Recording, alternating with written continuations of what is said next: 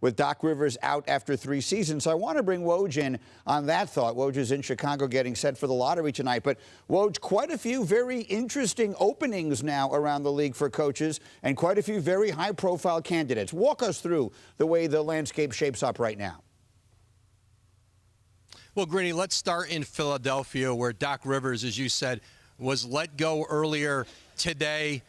Mike Budenholzer, Nick Nurse, Frank Vogel among candidates, Monty Williams, the former Phoenix coach, and Mike D'Antoni, who before Doc Rivers was hired and was available with the Clippers in 2020, he was deep in the process with Elton Brand when he was general manager and Philadelphia ownership. He will be part of this conversation in Philadelphia. And then in Phoenix, I think you're going to look at the Suns with Devin Booker and Kevin Durant, Chris Paul. This team, they're going to hire, I think, an established veteran head coach. You know, certainly Nick Nurse, Mike Budenholzer among them, and some other candidates. And then the Milwaukee Bucks, whose process I think is a little more wide open.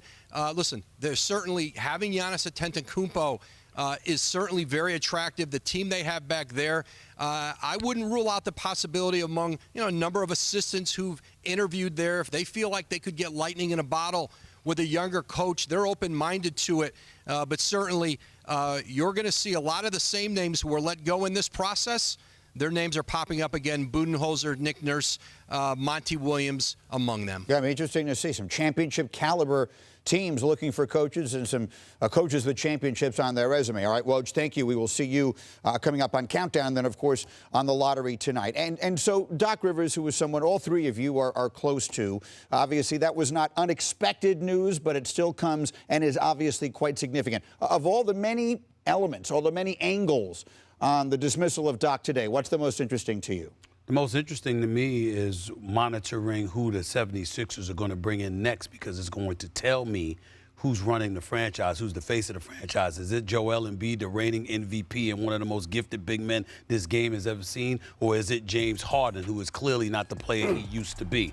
James Harden obviously is still an all-star, led the league in assists. This is not to throw shade at him. We're just talking purely basketball here.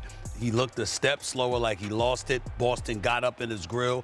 5 of the 7 games he played against them in this series, he couldn't generate more than 4 field goals in those games. Clearly, he wasn't himself. And so when you look at it from that perspective, and Doc Rivers is gone, particularly considering the way that Joel Embiid and James Harden performed in Game 6 and 7, specifically for Game 7, I'm going to keep my eyes on who that success is going to be.